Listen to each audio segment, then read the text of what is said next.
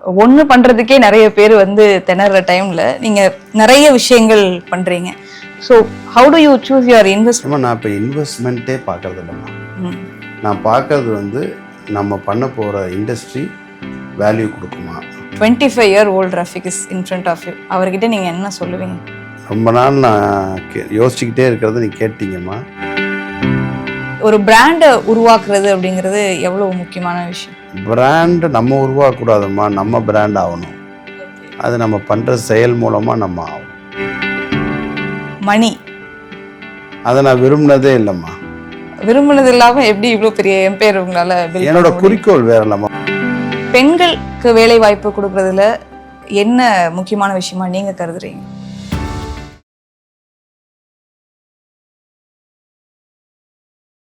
Industrial economics Tamil நேயர்களுக்கு வணக்கம். எங்களுடைய புதிய அத்தியாயமான பாட்காஸ்ட் சீரீஸ்க்கு உங்களை அன்புடன் வரவேற்கிறோம்.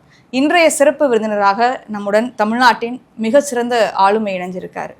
கொத்தாரி இண்டஸ்ட்ரியல் கார்ப்பரேஷன் 100 வருடம் பாரம்பரியம் கொண்ட இந்த நிறுவனம் சரிவை சந்தித்த போது இது மீளுமா அப்படின்னு நிறைய பேருக்கு நிறைய டவுட்ஸ் இருந்துச்சு. ஆனால் ஒருத்தர் தன்னம்பிக்கையுடன் முழு அர்ப்பணிப்புடன் இந்த நிறுவனத்தை இன்னைக்கு வளர்ச்சி பாதையை நோக்கி அழைச்சிட்டு போயிட்டு இருக்காரு.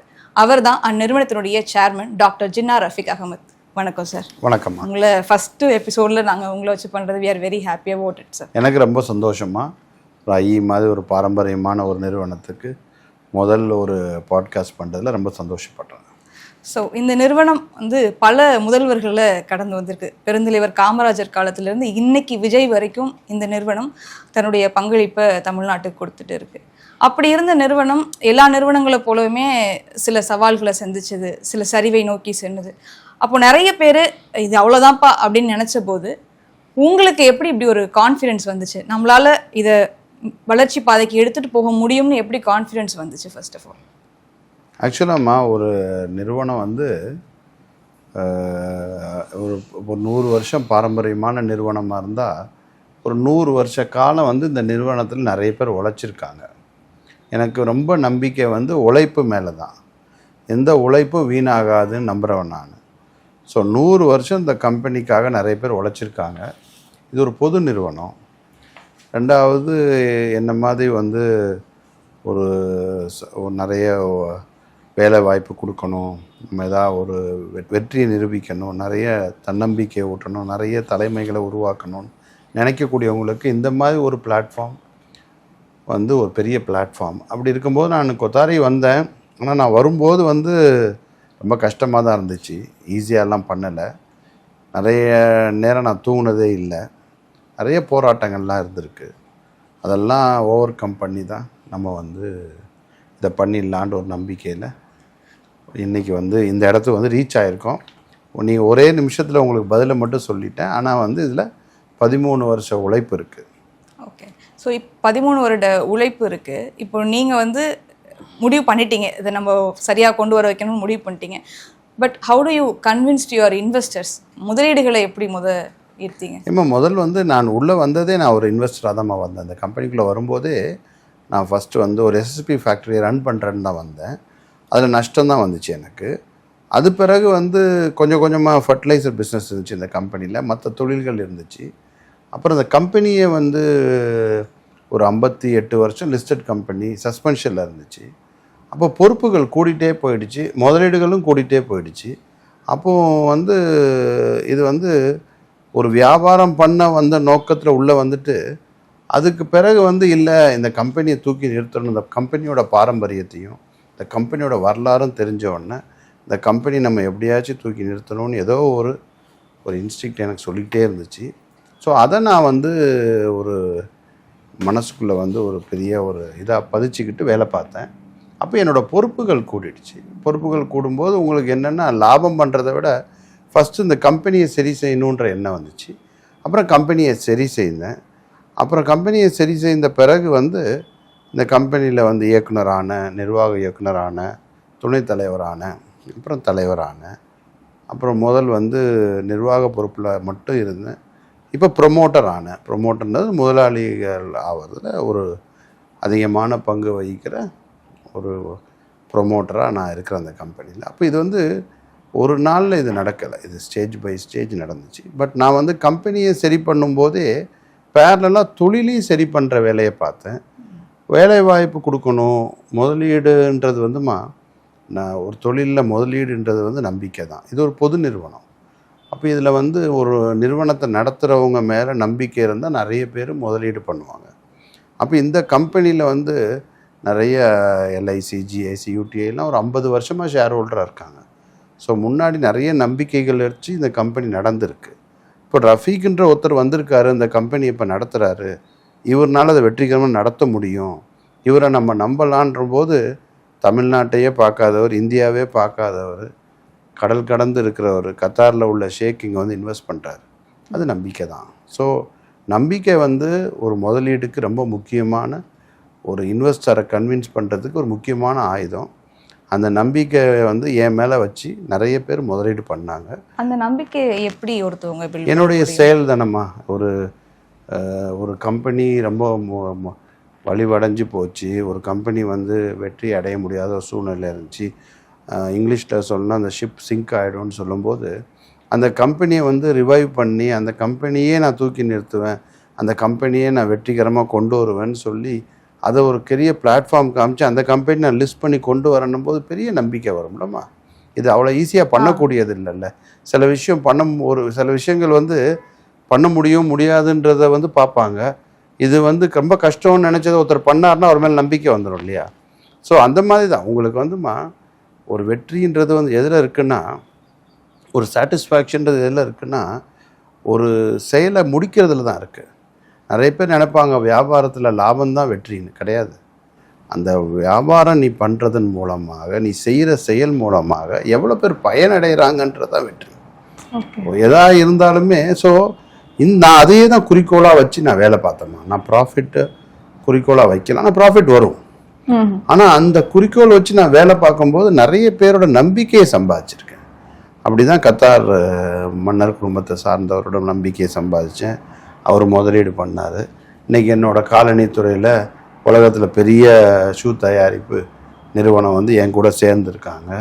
அவங்க வந்து முதல் தடவை என்னை வந்து பார்க்கும்போது இந்த கம்பெனி நிறைய குழப்பம் இருக்குன்னு சொன்னாங்களேன்னு சொல்லும்போது பார்த்திங்கன்னா என் பேரில் தான் முதல் கம்பெனி, நான் ஈக்குவல் ஷேரே என் பேரில் தான் வச்சுருந்தேன். அப்புறமா தான் கம்பெனி கொண்டு வந்தோம். ஸோ ஒவ்வொரு ஆளுக்கும் வந்து அவங்களுக்கு என் மேலே வச்சுருந்த நம்பிக்கையை நான் அந்த கம்பெனி மேலேயும் வைக்க சொன்னேன். அந்த கம்பெனி மேலேயும் அந்த நம்பிக்கையை வச்சாங்க. இன்றைக்கி அது வெற்றியாக மாறி இருக்கு. ஒரு மனிதன் வந்து ஒரு வெற்றியை காமிச்சிட்டாலே நிறைய பேருக்கு நம்பிக்கை வந்துடுமா. நிறைய வெற்றிகளை காமிச்சாச்சு. அதனால் வந்து இன்றைக்கி நிறைய பேர் என்னோட முதலீடு செய்வதற்கும் கொத்தாரி நிறுவனத்தோட தொழில் செய்கிறதுக்கும் நிறைய உலக நிறுவனங்கள் வரிசையில் இருக்காங்கம்மா. அது ஆணவத்தில் சொல்லலை, பெருமையில் சொல்லலை, நாங்கள் உழைத்ததுக்கு உண்டான பலனாக சொல்கிறேன். இப்போ நீங்கள் சொல்லும் போதே எனக்கு எப்போவுமே எய்ம் வந்து வேலை வாய்ப்புகளை உருவாக்கணும் அப்படின்றது தான் இருக்குது. ஒரு பெரிய தொழில் நிறுவனமாக உருவாக்கணும். இந்த எண்ணம் உங்களுக்கு எத்தனை வயசுலேருந்து ஸ்டார்ட் ஆகிருக்கும்? இல்லைம்மா, என்னோட சிறு வயதுலேருந்தே அது இருக்கும். நான் சிறு வயதுலேருந்து எங்கள் அப்பா வந்து ஒரு தொழிலதிபர். அவர்கிட்ட ஆயிரக்கணக்கான பேர் வேலை பார்த்தாங்க. அப்போல்லாம் வீக்லி வேஜஸ்ன்னு சொல்லுவாங்க, வாரக்கூலி. இப்போ வாரக்கூலி கொடுக்கும்போது ரொம்ப சந்தோஷமாகும். ஸோ சின்ன வயசுலேருந்தே எனக்கு வந்து வேலை வாய்ப்பு கொடுக்கணும். அந்த மாதிரி இந்த சனிக்கிழமை கூலி கொடுக்கும்போது சாயங்காலம், ஞாயிற்றுக்கிழமை காலையில் அந்த எம்ப்ளாயீஸ் முகத்தில் அவ்வளோ சந்தோஷமாக இருக்கும். அந்த மாதிரி நான் சின்ன வயசுலேருந்தே பார்த்து வளர்ந்தவன். எங்கள் அப்பாவுக்கு ஸ்டீல் ஃபேக்ட்ரிஸ் இருந்துச்சு. நாங்கள் சின்ன வயசுலேயே பார்த்து வளர்ந்துருக்கோம்.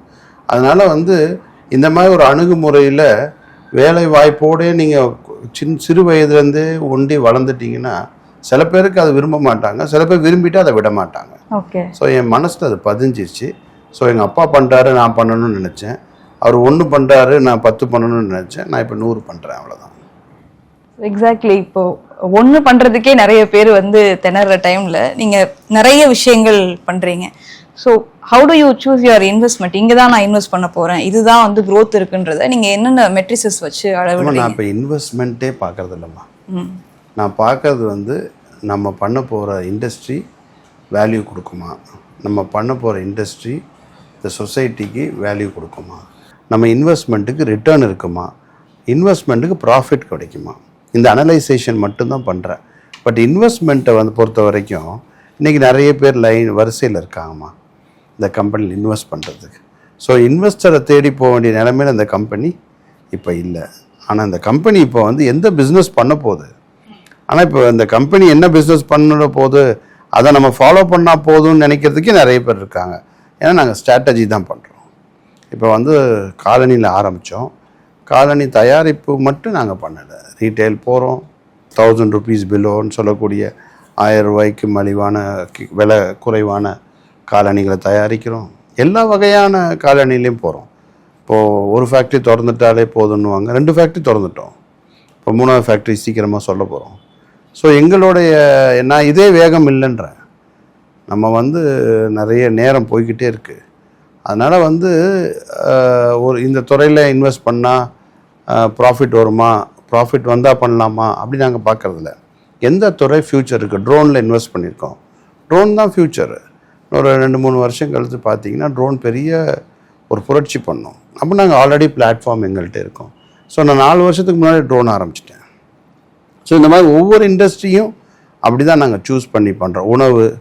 உணவுன்னும் போது இன்றைக்கி ஆயிரக்கணக்கான பேருக்கு ஒரு நாளைக்கு நாங்கள் உணவு கொடுக்குறோம். உணவு ஃபேக்ட்ரியில் கொடுக்குறோம். செயின் ரெஸ்டாரண்ட்ஸ் வச்சுருக்கோம். வெள்ளைக்காரங்களுக்கு காண்டினென்டல் வச்சுருக்கோம். ஸோ வந்து உபசரிப்பு உணவு இதெல்லாம் நம்ம கலாச்சாரத்தோட கலந்தது. ஸோ அதையும் நாங்கள் வந்து முழுமையாக நல்ல சந்தோஷமான முறையில் தரமான முறையில் செய்கிறோம். ஸோ இப்போ நீங்கள் சொன்னீங்க footwear, food industry, drone, fertilizers, இப்படி நிறைய வெர்டிகல்ஸ் இருக்குது. Which is your favourite? என்னோட ஃபேவரட்டுமா எனக்கு வந்து ஃபர்டிலைசர் தான் ஃபேவரட்டு. என்ன காரணம்னா இந்த கம்பெனி வந்து கோர் ஃபர்டிலைசர் கம்பெனி தான். ஆனால் வந்து இந்த வேலை வாய்ப்புன்னு வரும்போது இப்போ வந்து ஃபுட்வேர் இண்டஸ்ட்ரி டெவலப் பண்ணணுன்றதில் நான் கவனம் செலுத்துகிறேன். என்ன முழு கவனமும் இந்த ஃபினிஷ் கொத்தாரி பார்ட்னர்ஷிப் முழுமையாக நான் தான் பார்க்குறேம்மா. அதில் முதல் ஃபேக்ட்ரி ஆரம்பித்தது, அதில் பல ஆயிரக்கணக்கான பேருக்கு வேலை வாய்ப்பு கொடுத்தது. இப்போ 2வது தொழிற்சாலை மாண்புமிகு முதலமைச்சர் அடிக்கல் நாட்டினாங்க. அதுலேயும் பல ஆயிரம் பேருக்கு வேலை வாய்ப்பு கொடுக்குறோம். ஸோ இந்த மாதிரி வேலை வாய்ப்பு கொடுக்கும்போது பெரிய மாற்றம் வரும். அது எனக்கு இப்போ வந்து அதுதான் குறியாயிடுச்சு. அது எப்படி நம்ம எல்லா மாவட்டத்துக்கு கொண்டு போக முடியும்? இப்போ நாங்கள் பெரம்பலூர் கொண்டு போனோம், இப்போ கரூர் கொண்டு வந்திருக்கோம். அடுத்தது எந்த மாவட்டத்துக்கு கொண்டு போகலாம்? அந்த மாதிரி நாங்கள் வந்து தமிழ்நாட்டை முதல் நிறைவுபடுத்திட்டு அப்புறம் இந்தியாவில் மற்ற பகுதிக்கு போகலாம் அப்படின்ற ஒரு நோக்கத்தோடு ஒர்க் பண்ணுறோம். ஸோ இப்போது விரும்புகிறது இந்த பிடிச்சதுன்றதை விட எது தேவை, இன்றைக்கி வந்து நாட்டுக்கு என்ன தேவை, இன்றைக்கி வந்து அரசாங்கங்கள் நீங்கள் சொன்னீங்க காமராஜர் காலத்துலேருந்து இந்த கம்பெனி இருக்குன்னு. காமராஜர் வந்து 54-55லேயே வந்து கொத்தாரி வீட்டுக்கு வந்து என் கூட வான் சாப்பிட்றேன்னு சொல்லி சாப்பிட்டுட்டு அவரை கூட்டிகிட்டு போய் எண்ணூரை காமிச்சு இந்த நிறைய ஃபிஷர்மேன் வேலை இல்லாமல் இருக்காங்க, ஒரு தொழிற்சாலை போடுங்கன்னு ஆரம்பித்தது தான் எஸ்எஸ்பி ஃபேக்ட்ரி.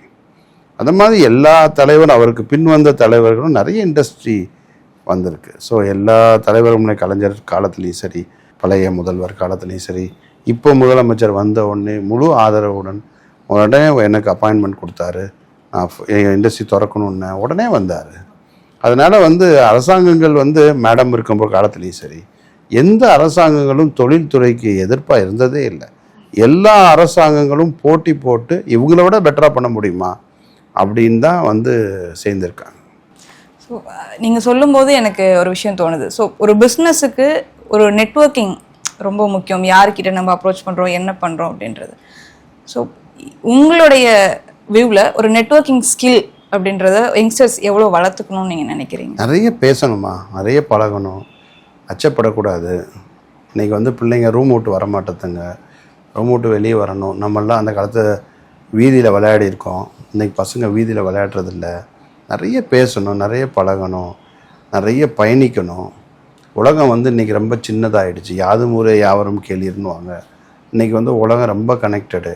அன்றைக்கி நம்ம வந்து சென்னையிலேருந்து திருநெல்வேலி போகிறதா இருந்தால் கூட ஒரு வாரத்துக்கு முன்னாடியே பிளான் பண்ணுவோம். இன்றைக்கி அமெரிக்காவுக்கு மதியானம் முடிவு பண்ணி நைட்டு கிளம்புறோம். காலம் மாறிடுச்சு. ஸோ ட்ராவல் பண்ணணும், உலகம் ஃபுல்லாக நிறைய பேரை சந்திக்கணும், ஒவ்வொரு நாட்டில் என்ன நினைக்கிறாங்கன்னு பார்க்கணும். இன்றைக்கி உலகமே கனெக்டடு, ஈஸியாக இருக்குது. இப்போ வந்து அந்த ஆப்பர்ச்சுனிட்டியை யூஸ் பண்ணணும், எக்ஸ்ப்ளோர் பண்ணணும். கண்டிப்பாக வந்து வாழ்க்கையிலையும் மாற்றம் வரும், நம்ம வாழ்ந்ததுக்கு ஒரு அர்த்தமும் வரும். இந்த மைண்ட் செட் ஃபஸ்ட்டு எப்படி வர வைக்க? நம்ம லைஃப்பில் வந்து நம்ம வாழ்கிறதுக்கு ஒரு அர்த்தம் வரணுன்ற மைண்ட் செட்டே நிறைய பேருக்கு இருக்கும். ஏன்னா தானே ஒரு லைஃப் ஸ்டைல் அப்படி இருக்கும்போது அந்த மைண்ட் செட் எப்படி வரும்? அது வந்துமா உங்களுக்கு வந்து லைஃப்பில் மனுஷனுக்குமா சூழ்நிலை தான். நம்பிக்கையை வளர்க்கணும். நம்பிக்கையை வளர்க்குறது வந்து இப்போ அரசாங்கங்கள் நீங்கள் சொல்கிறீங்க, அரசாங்கங்கள் வந்துமா நம்மளுக்கு உறுதுணையாக இருப்பாங்க. ஆனால் செய்ய வேண்டியது நம்மளோட கடமை. அரசாங்கங்கள் நமக்கு சப்போர்ட் பண்ணுவாங்க. இப்போ நான் ஒரு இவ்வளோ தொழில்துறை, இவ்வளோ தொழில் உற்பத்தி பண்ணுறேன், இவ்வளோ ஃபேக்ட்ரி திறக்கிறேன், இதெல்லாம் நடக்குதுன்னு சொன்னால் நான் போடுற இனிஷியேட்டிவ்க்கு அரசாங்கங்கள் சப்போர்ட் பண்ணுறாங்க. ஸோ அந்த மாதிரி நான் நம்பிக்கையை வளர்த்துக்கணும். நான் எந்த துறையாக இருந்தாலும், நீ எல்லாருமே இண்டஸ்ட்ரிக்கு தான் வரணும்னு சொல்ல வரல. ப்ரொஃபஷ்னல் கேப் எவ்வளோ இருக்குது, எவ்வளோ ப்ரொஃபஷ்னல்ஸ் தேவைப்படுறாங்க. எனக்கே இப்போ 1000 ப்ரொஃபஷ்னல்ஸ் தேவை இருக்குது. நான் இன்டர்வியூ பண்ணுறதே பெரிய ஸ்கோப்பாக பண்ணிக்கிட்டு இருக்கேன். ஸோ நிறைய அவென்யூஸ் இருக்குது. அதை என்ன பண்ணணுன்னா, சின்ன வயசுலேருந்தே பேரண்ட்ஸ், இன்றைக்கி இருக்க என் பிள்ளைங்களுக்கு நான் பண்ணுறேன், இன்றைக்கி இருக்க பேரண்ட்ஸ் பிள்ளைங்களுக்கு நம்பிக்கையை, அவங்க படிப்பு மாதிரி அவங்களோட வாழ்க்கையில் வளரும்போது அவங்க கூட அதை அவங்க கண்டிப்பாக பிள்ளைங்களுக்கு அந்த நம்பிக்கையையும் சொல்லி வளர்க்கணும். அப்படி வளர்க்கும்போது அந்த பிள்ளைங்க வளரும்போது படிப்புலேயும் சரி, தன்னுடைய வாழ்க்கையை தேர்ந்தெடுக்கிறதுலையும் சரி ரொம்ப பாசிட்டிவாக போவாங்க. இன்றைக்கி இருக்க ஜெனரேஷன் ரொம்ப பாசிட்டிவாக இருக்காங்க, அக்ரெசிவாக இருக்காங்க. சில பேர் நீங்கள் சொல்கிற மாதிரி இருக்காங்க.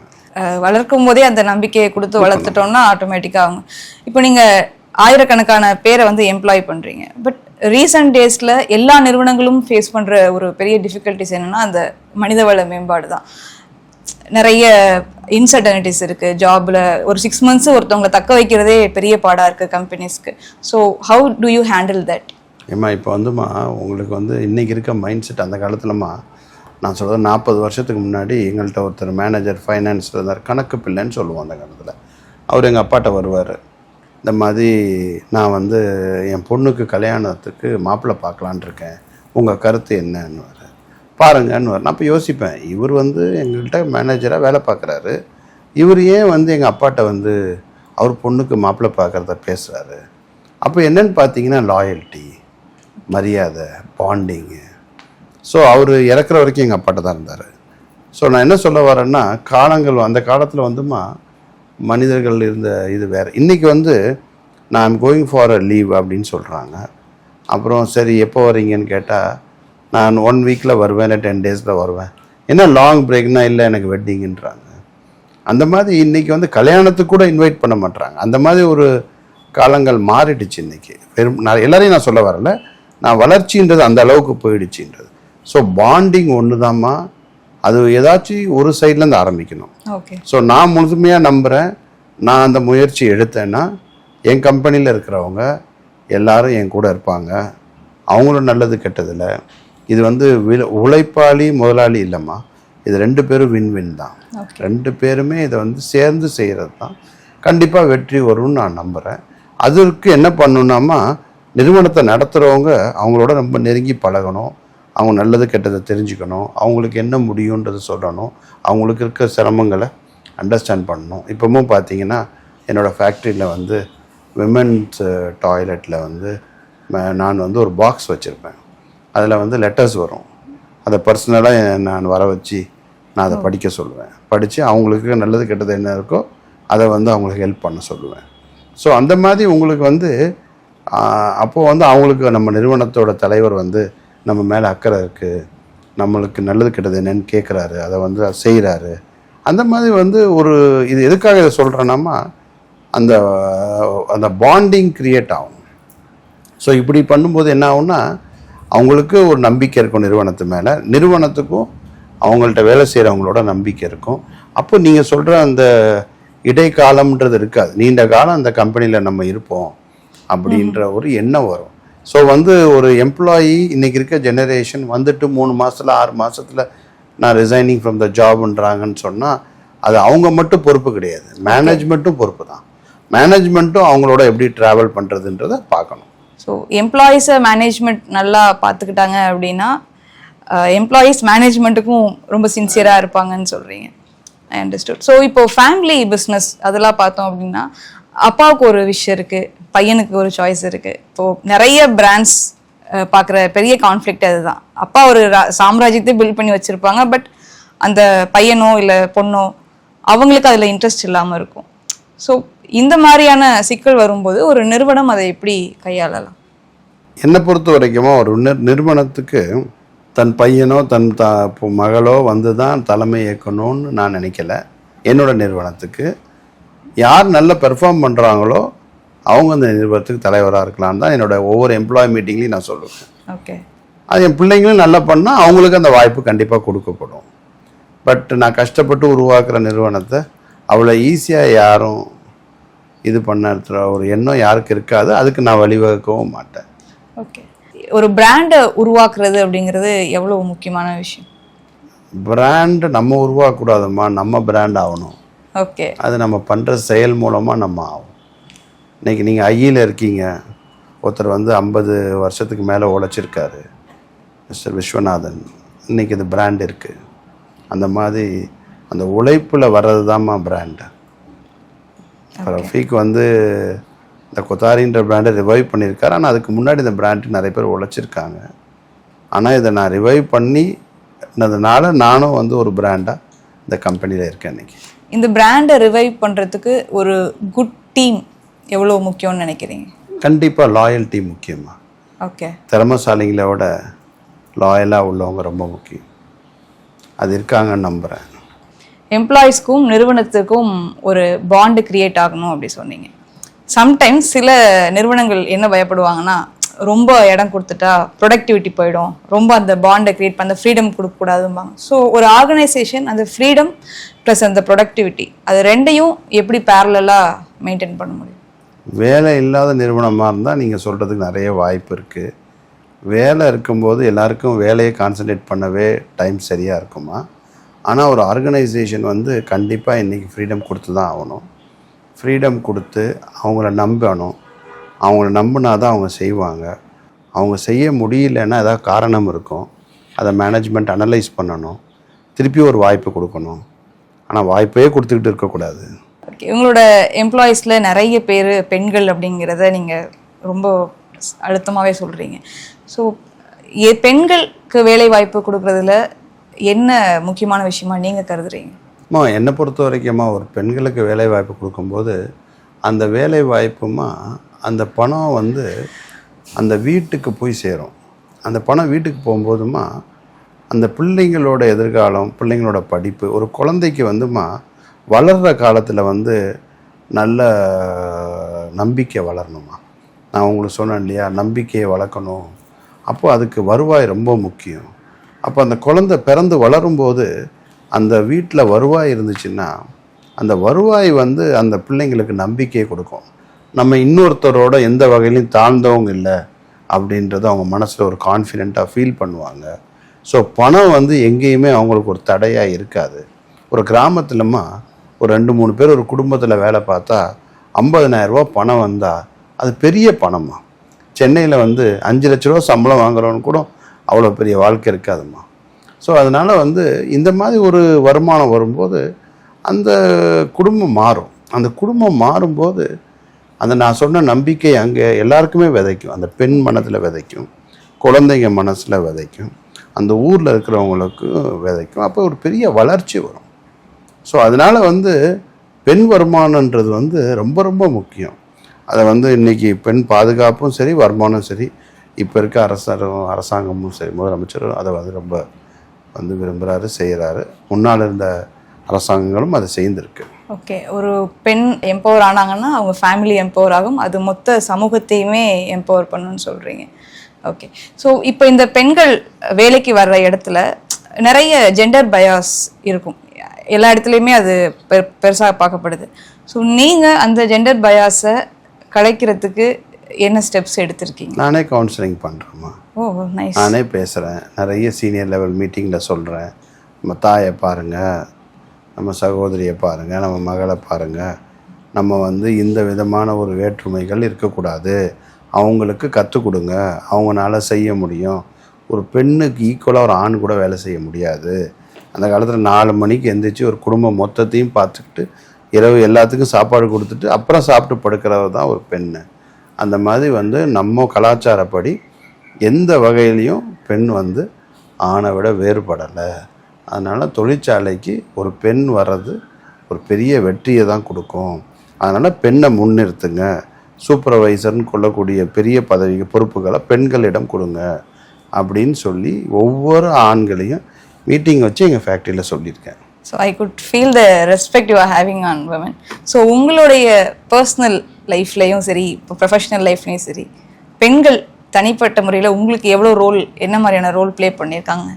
நிறைய. ஃபஸ்ட்டு எனக்கு பார்த்தீங்கன்னா எங்கள் அம்மா. So she is a very good care, மறக்க முடியாது. அப்புறம் என்னோடய ஒய்ஃபு. இப்போ எனக்கு ரொம்ப ஃபேவரட் என் டாட்டரு. ஓகே. அந்த மாதிரி எல்லா இடத்துலையுமே வந்து மீனாலுமே என்னோடய டீம் ஃபேமிலி பார்த்திங்கன்னா, நான் say Kothari is my family. நிறைய விமன் எம்ப்ளாயீஸ் இருக்காங்க. So everybody is very important and I have experience loyalty from them. அவங்க உண்மையிலே எனக்கு நான் நம்பின அளவுக்கு நம்பிக்கையாக இருந்திருக்காங்க, அந்த அளவுக்கு உண்மையாகவும் இருந்திருக்காங்க. ஒரு பிஸ்னஸ் மேனுக்கு ஃபேமிலி எந்த அளவுக்கு சப்போர்ட்டிவாக இருக்கணும்னு நீங்கள் நினைக்கிறீங்க? பிஸ்னஸ் மேனுக்கு ஃபேமிலிமா உங்களுக்கு வந்து மேக்ஸிமம் வந்து ஃபேமிலிஸ் வந்து பிஸ்னஸ் மேன்லோடைய மேனேஜிங் கெப்பாசிட்டி ரொம்ப முக்கியம். ஃபேமிலியும் பிஸ்னஸையும் அவர் பேலன்ஸ் பண்ணணும். இப்போ நான் வந்து பார்த்திங்கன்னா கண்டிப்பாக பேலன்ஸ் பண்ணுறதில்ல. எனக்கு தெரிஞ்சதெல்லாம் ஆஃபீஸ் தான். அதனால் வந்து வீட்டில் வந்து அவருக்கு ஆஃபீஸ் தான் முக்கியன்ற ஃபீலிங் இருக்கும். பட் நான் எல்லாருக்கும் அப்படி அட்வைஸ் பண்ண மாட்டேன், பேலன்ஸ் பண்ணணும் அப்படின்றது என்னோடய திங்கிங். நான் நிறைய இழந்திருக்கேன், என் வாழ்க்கையில் நிறைய சந்தோஷங்களை இழந்திருக்கேன். பட் நான் சிலதை அச்சீவ் பண்ணால் சிலதை விட்டு கொடுக்கணும். பட் நான் எல்லாரும் அப்படி பண்ணணும்னு சொல்லலை, எல்லோரும் பேலன்ஸ் பண்ணுங்கன்னு தான் சொல்லுவேன். உங்களுக்கு ஒரு பிளான் இருந்திருக்கும்ல, நம்ம இப்படி பேலன்ஸ் பண்ணலாம் அப்படின்னு சொல்லி ஏதாவது ட்ரை பண்ணிங்களா? இல்லைம்மா, நான் அது மாதிரி ட்ரை பண்ணலை. ஏன்னா எனக்கு வந்து என்னோடய வாழ்க்கை வந்து போர்க்களமாக தான் இருந்துச்சு. நான் வந்து இந்த கம்பெனி எடுக்கிறதுக்கு முன்னாடியேமா 96 எங்கள் அப்பாவை விட்டு வெளியே வந்தேன். நான் தனியாக தொழில் ஆரம்பித்த காலத்துலேருந்து இன்றைக்கி உங்கள்கிட்ட பேசுகிற வரைக்கும் நான் போர்க்களம் தான். நான் ஒரு 10 மணி நேரம் தான் தூங்கியிருப்பேன்னு சொன்னால் எனக்கு பைபாஸ் சர்ஜரி பண்ணும்போது தூங்கியிருப்பேன், என்னை அறியாமல். பட் இல்லைன்னா எனக்கு போர்க்களம் தான் என் வாழ்க்கை. இவ்வளோ அச்சீவ்மெண்ட்ஸ் எங்களால் புரிஞ்சுக்க முடியுது. பட் இப்போ பைபாஸ் சர்ஜரி அப்போ தான் நான் 10 மணி நேரமே தூங்குறேன் அப்படின்னு சொல்கிற அளவுக்கு ஹெல்த்தை காம்ப்ரமைஸ் பண்ணி ஒர்க் பண்ணணுமா? இல்லை, ஹெல்த்தை காம்ப்ரமைஸ் பண்ணுன்னு சொல்ல வரலம்மா. நான் வந்து அந்த மாதிரி என்னுடைய மைண்டு தூங்காது. கனவு காணுங்கன்னு சொன்னாங்க இல்லையா, எப்போதுமே என் மைண்ட் வந்து ஒரு வெற்றியை நோக்கி போய்கிட்டே இருக்கும். நெக்ஸ்ட் அடுத்த கமிட்மெண்ட் என்ன, அடுத்து நம்ம எதை செய்யணுன்றது ஓடிக்கிட்டே இருக்கும். ஸோ ஜஸ்ட் ஒரு ஒன் வேர்ட் ஆன்சர் மாதிரி ஒரு சிலர் வச்சுக்கலாம். கடவுள் அல்லது இயற்கை, அதை பற்றி ஒரு வார்த்தையில் உங்களுக்கு சொல்லணும்னா என்ன சொல்லுவீங்க? என்ன ரொம்ப நம்புறதுமா, இன்னைக்கு இருக்க நிலைக்கு அதான் காரணம். ஓகே. ஸோ உங்களோட ஃபேமிலி பற்றி சொல்லணும்னா? நான் ஃபேமிலியை நான் வந்து ரொம்ப கேர் பண்ணா கூட ஃபேமிலி என்னை ரொம்ப கேர் பண்ணாங்க. ஓகே. ஸோ ஹெல்த்து, ஒன் வேர்டில் உங்களோட ஹெல்த் பற்றி நீங்கள்? என் டாக்டர் யாரும் என்னை நல்லவனே சொல்ல மாட்டாங்க. மணி, அதை நான் விரும்பினதே இல்லைம்மா. விரும்பினது இல்லாமல் எப்படி இவ்வளோ பெரிய எம்பையர் உங்களால்? என்னோட குறிக்கோள் வேற இல்லைம்மா. ஒரு பணம் வந்து பயன்படலைன்னா அது பேப்பர் தான்மா. ஒரு பணம் வந்து இன்னொருடைய வளர்ச்சிக்கோ இன்னொரு மாற்றத்துக்கோ இல்லை ஒரு உபயோகத்துக்கோ பயன்படலைன்னா அது வந்து வெறும் தாள், அது பணம் இல்லை. அதனால் அதை விரும்பி அதை வந்து என்ன பண்ண போகிறீங்க? ஸோ என்னோட நோக்கம் வந்து அந்த பேப்பரை வந்து எதாவது பணம் வேல்யூவாக க்ரியேட் பண்ணுறதுக்கு தான் அதை விரும்பினே தவிர எனக்கு என்றைக்கு நான் அதை விரும்பினதே இல்லைம்மா. So one word about Rafiq? Hard work. Hard work. Okay. So இப்போது ஒரு டைம் ட்ராவல் மாதிரி பண்ணுறோன்னு வச்சுக்கோங்க. 25-year-old Rafiq is in front of you. அவர்கிட்ட நீங்கள் என்ன சொல்லுவீங்க? ரொம்ப நாள் நான் யோசிச்சுக்கிட்டே இருக்கிறத நீ கேட்டிங்கம்மா. எனக்கு திரும்பி எனக்கு அந்த இளமை கிடைக்குமான்னு நான் ஏங்கிக்கிட்டு இருக்கேன். ஏன்னா நிறைய விட்டுட்டேன், அதை திருப்பி பிடிக்கலாம். If I get my 25 years back I can do wonders. Okay. So what kind of wonders do we can imagine? வேறு ஒன்றும் இல்லைம்மா, இன்றைக்கி 1,00,000 பேர் சொல்கிறேன், 1 கோடி பேருக்கு வேலை வாய்ப்பு கொடுத்துருக்கேன். நைஸ். நீங்கள் நிறைய லீடர்ஸை வந்து சந்திச்சுட்டே இருப்பீங்க. ஸோ நீங்களுமே ஒரு லீடராக இருக்கும்போது ஸோ இந்த குவாலிட்டிஸ்லாம் ஒரு லீடர்ஸ் எல்லா லீடர்ஸ்க்குமே காமனாக இருக்குது, இல்லை இந்த குவாலிட்டிஸ்லாம் லீடர்ஸ்க்கு இருக்கும் அப்படின்னு நீங்கள் சொல்கிற குவாலிட்டிஸ்? ஒரு லீடருன்றது வந்து அது உண்மையிலே பெருமை கௌரவன்றதை விடமா பெரிய பொறுப்புமா. ஸோ ஒரு லீடர் ஆகிறதுன்றது வெரி பிக் ரெஸ்பான்சிபிலிட்டி. உங்களுக்கு நிறைய பொறுப்பு இருக்குது, உங்களை நம்பி நிறைய பேர் இருக்காங்க. ஸோ வந்து நான் பார்த்த வரைக்குமா எந்த லீடர் ரொம்ப ஹார்ட் ஒர்க் பண்ணியிருக்காரோ அந்த லீடர் வந்து சாட்டிஸ்ஃபேக்ஷனாக இருந்திருக்காருமா. ஓகே. ஸோ ஐ திங்க் நான் சந்தித்த லீடர்ஸ் எல்லாருமே நிறைய ஹார்ட் ஒர்க் பண்ணியிருக்காங்க, நல்ல சாட்டிஸ்ஃபைடாக இருக்காங்கன்னு. ஸோ யார் சாட்டிஸ்ஃபைடாக இல்லையோன்னு அவங்க வந்து ஹார்ட் ஒர்க் பண்ணலைன்னு எடுத்துக்கலாம். இந்த பாட்காஸ்ட் ஆரம்பிச்சதுலேருந்து இப்போ வரைக்கும் அந்த ஒர்க் சாட்டிஸ்ஃபேக்ஷன் அப்படின்ற விஷயத்த திரும்ப திரும்ப சொல்லிகிட்டே இருக்கீங்க. அது எவ்வளோ முக்கியம் ஒரு ஆளுக்கு வேலை பார்க்குறோம்? அதுதான் வாழ்க்கைம்மா, அதுதான் வாழ்க்கை. அந்த வேர்டு நீ தமிழில் எடுத்துக்கிட்டீங்கன்னாம்மா மனநிறைவு. இது வந்து சாப்பிடும்போது வருமா உனக்கு நல்லா பசிக்கும் போது நீ சாப்பிட்டேன்னா உனக்கு ஒரு சந்தோஷம் வரும். அந்த சந்தோஷத்துக்கு ஈடு எதுவுமே இல்லை. அந்த மாதிரி ஒரு நிறைவுன்றதுமா தான் நான் சொல்கிற சாட்டிஸ்ஃபேக்ஷன், இங்கிலீஷில் சொல்கிறோம், அவ்வளோதான். கம்ப்ளீஷன்றதுமா ஒரு விஷயத்தை முடிக்கிறது. அதில் நீங்கள் லாபம் பார்த்தீங்க நஷ்டம் பார்த்தீங்கன்றது இல்லை, நம்ம முடிக்கிறது. அது ரெண்டுமே வாழ்க்கையில் ரொம்ப முக்கியமான ஒரு what ever you say it is ஒரு வாழ்க்கை. நான் தான் வாழ்க்கைன்னே நம்புகிறேன். So completion, satisfaction. ஓகே. இந்த செல்ஃப் ரியலைசேஷன், செல்ஃப் ஆக்சுவலைசேஷன் வந்து ஒரு மனுஷனுக்கு எவ்வளோ முக்கியம்? அது வந்து மனசாட்சி தானம்மா. ஒரு மனிதன் வந்து தன்னை சுய பரிசோதனை வந்து ஒவ்வொரு வினாடியும் பண்ணிக்கிட்டாலும் நல்லது தான், ஒவ்வொரு செயலுக்கு முன்னாடி பண்ணிக்கிட்டாலும் நல்லது தான். இப்போ சில பேர் வந்து தப்பு பண்ணியிருப்பாங்க, அந்த நடவடிக்கை எடுக்கிற முடிவு என்கிட்ட வந்திருக்கோம். அப்போ நான் ஒரு நிமிஷம் யோசிப்பேன், சரி நம்ம வந்து இந்த எம்ப்ளாயை வந்து நம்ம வேலையை விட்டு அனுப்புகிறோம், ஒரு நிமிஷம் அவனுக்கு ஒரு வாய்ப்பு கொடுத்து பார்ப்போமே அப்படின்னு சொல்லி நான் திருப்பி அதை ரீஒர்க் பண்ணி கொஞ்சம் டைம் ஸ்பெண்ட் பண்ணுவேன். அப்போது ஃபைனலாக எனக்கு அவனை அனுப்ப வேண்டியதில்லை, இல்லை அவனை வந்து இன்னொரு இடத்துல வேலை செய்கிறதுக்காச்சும் அனுப்பலாம், ஏன்னா டெர்மினேஷன் பண்ணால் அவன் இன்னொரு இடத்துலையும் வேலை செய்ய முடியாது அப்படின்னு ரீகன்சிடர் பண்ணுவேன். அப்போ என்ன சுய பரிசோதனை பண்ணிக்கிறேன். என்கிட்ட நான் முடிவு எடுக்கிற இடத்துல இருந்தாலும் நான் எடுக்கிற முடிவு சரியா அப்படின்னு என்னை சுய பரிசோதனை பண்ணிக்குவேன். ஸோ எல்லா காரியத்துலேயுமே நம்ம சுய பரிசோதனை பண்ணி, அந்த கம்பெனியில் வேலை பார்க்குறேன், நான் சம்பளம் வாங்குகிறேன், நான் வேலை பார்க்குறதுனால எனக்கு சம்பளம் கொடுத்துட்றாங்க, ஆனால் நான் வந்து அப்படின்னு நான் நினைக்கக்கூடாது. இந்த கம்பெனிக்கு நான் என்ன செய்தேன், இந்த கம்பெனி எனக்கு இவ்வளோ செய்யுது, இந்த கம்பெனிக்கு நான் என்ன செய்தேன், நான் என்ன செய்தேன், ஃபஸ்ட்டு நான் செய்ததில் எனக்கு சாட்டிஸ்ஃபேக்ஷன் இருக்கா, அது ரொம்ப முக்கியம். எல்லாத்தையும் விட்டுருங்க, நான் இன்னைக்கு பண்ண வேலையில் நான் நிம்மதி அடைகிறேன்னா, நான் அதுதான் முக்கியம். தட் இஸ் நான் இன்றைக்கி ஏதாச்சும் கம்ப்ளீட் பண்ணியிருக்கேனா அப்படின்றத வந்து ஒவ்வொரு ஆளுமே கண்டிப்பாக யோசித்தாலே அது ஒரு பெரிய வெற்றி தான்மா. லைக் அவங்க அந்த ஒர்க்கை வந்து ரொம்ப லவ் பண்ணி பண்ணும்போது இந்த சாட்டிஸ்ஃபேக்ஷன் இது எல்லாமே வரும். சில பேரெல்லாம் வந்து அவங்களுக்கு அந்த மாதிரி லவ் பண்ணுறதுக்கு மாதிரியான ஒர்க்கு அவங்களுக்கு அமையலை அப்படின்னா வாட் ஷுட் தே டூ? நம்ம விரும்பினதை நம்ம கிடைச்சா ரொம்ப சந்தோஷம், இல்லை கிடைச்சதை நம்ம விரும்பணுமா. எல்லாரும் நினைக்கிற மாதிரியா வாழ்க்கை அமைஞ்சிரும். நான் ஃபர்டிலைசர் பிஸ்னஸ் நினச்சி கூட பார்க்கல, இன்றைக்கி வந்து ஃபுட்வேர் நான் நினச்சி பார்க்கல, இன்றைக்கி ஃபுட்வேர் வேலை வாய்ப்பு கொடுக்குதுன்னொன்னே எனக்கு அது பிடிச்ச தொழில் ஆகிடுச்சு. ஒவ்வொரு மனிதனுக்கு எல்லாத்துலேயுமே வாழ்க்கையிலே நீங்கள் பார்த்தீங்கன்னா எல்லாரும் விரும்புகிறத கிடைக்கிறதில்ல, பட் கிடைச்சதை விரும்பலாம், அதில் எந்த தப்பும் இல்லை. ஆனால் நம்ம அதையும் விரும்ப மாட்டோம் அப்படின்னு சொன்னால் அதுக்கு நான் பதில் என்கிட்ட இல்லைம்மா. ஓகே. ஸோ இந்த பாட்காஸ்ட் ஆரம்பிச்சதுலேருந்து இப்போ எண்டு வரைக்கும் ஒரு எனர்ஜி மெயின்டைன் பண்ணுறீங்க. நான் உங்களை ஃபர்ஸ்ட் டே பார்த்தப்பையும் எப்படி இவ்வளோ எனர்ஜெட்டிக்காக இருக்காங்க அப்படின்ட்டு. So how do you maintain that energy? எனர்ஜின்றதுமா உங்களுக்கு வந்து திருப்பி நான் சொன்னால் சேம் ரிப்பீட் பண்ணுறேன்னு சொல்லுவீங்க, ஹார்ட் ஒர்க் தான். எனக்கு வந்துமா நான் டயர்டாகி தூங்குற வரைக்கும் உழைப்பேன். நான் வந்து சைனாக்காரங்களை பார்த்தேன், அவங்க வந்து என்னை விட கொஞ்சம் அதிகமாக ஒர்க் பண்ணுற மாதிரி எனக்கு தெரிஞ்சு எனக்கு பொறாமை ஆகிடுச்சு. அப்புறம் காலைல 5:30 மணிக்கு அவங்களுக்கு 8 மணி நான் எடுத்து ஃபோன் அடிக்க ஆரம்பிச்சிட்டேன். ஸோ அந்த மாதிரி வந்து ஹார்ட் ஒர்க் பண்ணுறது எப்படி, அதில் நம்ம எப்படி பண்ண முடியும் அப்படின்றது தான் வந்து என்னோட எனர்ஜிக்கே காரணம். ஓகே. ஸோ உலகம் ஃபுல்லாக இப்போ ஒரு நெட்வொர்க்கை பில்ட் பண்ணுறீங்க, நிறைய கண்ட்ரிஸ் கூட அங்கேருந்து இன்வெஸ்ட்மெண்ட்ஸ் கூட்டு வரீங்க, அதற்கு பின்னாடி இருக்கக்கூடிய ரீசன்மா இன்றைக்கி வந்து ரொம்ப முக்கியமாக இந்த கேள்வி இந்த பாட்காஸ்ட்டில் நான் வந்து என்னோடய விஷனோட சம்மந்தப்பட்ட அந்த கேள்வி. இந்தியா வந்து ஒரு ரொம்ப அழகான ஒரு அமைதியான ஒரு அமைப்பான நாடு. இந்தியா மாதிரி ஒரு நாடு உலகத்திலே இல்லைம்மா.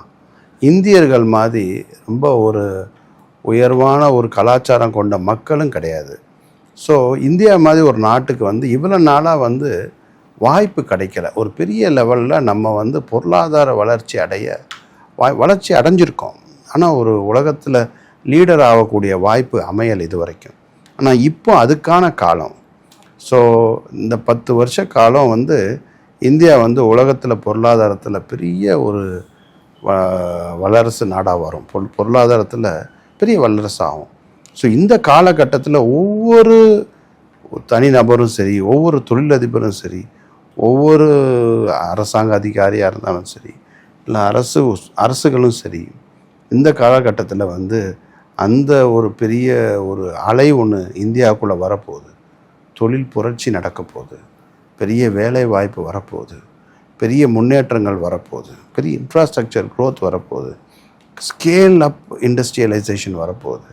இதுக்கு எல்லாரும் தயாராகணும். அதுதான் நான் தயாராகிக்கிட்டு இருக்கேன். அதுக்கு தான் உலகம் ஃபுல்லாக ட்ராவல் பண்ணுறேன். உலகத்தில் எல்லா நாட்டிலையும் பார்ட்னர்ஷிப் பண்ணுறேன், எல்லா டெக்னாலஜியோடையும் சேர்றேன். என்னென்ன முடியுமோ நான் முயற்சி பண்ணிக்கிட்டு இருக்கேன். நான் கண்டிப்பாக அச்சீவ் பண்ணிடுவோம்மா.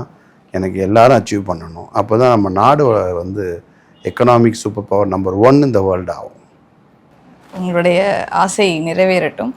ஆனால் எனக்கு ஒரு சின்ன சந்தேகம் இருக்குது. இப்போ வேர்ல்டே வந்து ரொம்ப ஃபாஸ்ட் மூவிங்காக இருக்குது. இம்மீடியட் ரிசல்ட்ஸ் எல்லாருமே எக்ஸ்பெக்ட் பண்ணுறாங்க. அப்படி இருக்கும்போது இப்போ நீங்கள் வந்து விதையை போட்டு வெயிட் பண்ணி 5 வருஷம் 6 வருஷம் அப்படின்னு அந்த பொறுமை இருக்குன்னு நினைக்கிறீங்களா எல்லாருக்கும்? ஏம்மா இப்போ வந்து இன்றைக்கி வந்து 5 வருஷன்றது வந்து ரொம்ப கம்மி பீரியடுமா. முதல்ல 25 வருஷம் சொல்லிக்கிட்டு இருந்தாங்க. இப்போமாச்சும் 5 வருஷம் பண்ணுறோம். ஒரு இண்டஸ்ட்ரி வந்து ஒரு 10 இயர்ஸ் ரோட் மேப் போடுவாங்க. இப்போ நீங்கள் பார்த்தீங்கன்னா தமிழ்நாடு 1.5 ட்ரில்லியன் 2035, 4 ட்ரில்லியன் 2045. நான் சொல்கிறதெல்லாம் வந்து 25 வருஷம் கழித்து நான் சொல்லிக்கிட்டு இருக்காங்க. அதை நான் உங்கள்கிட்ட சொல்கிறேன். ஸோ நான் அதுக்கெல்லாம் வெயிட் பண்ண முடியலம்மா. நான் உங்கள்கிட்ட 5 வருஷம் தான் சொல்கிறேன். ஸோ அந்த 5 வருஷத்தில் இவங்க சொல்கிற ட்ரில்லியன்லாம் வரத்துக்கு வாய்ப்பு இருக்குமா? Okay. So if I want to build a empire like Rafiq means what I should do? You have to work hard. Okay. You have to strategize, you have to think smart, you have to work hard, you have to change your life. இப்போ ரொம்ப காம்படேட்டிவ்மா. நாங்கள் ஆரம்பித்த காலத்தில் competition கம்மி, இப்போ ரொம்ப competitive. But கண்டிப்பாக வரலாம்.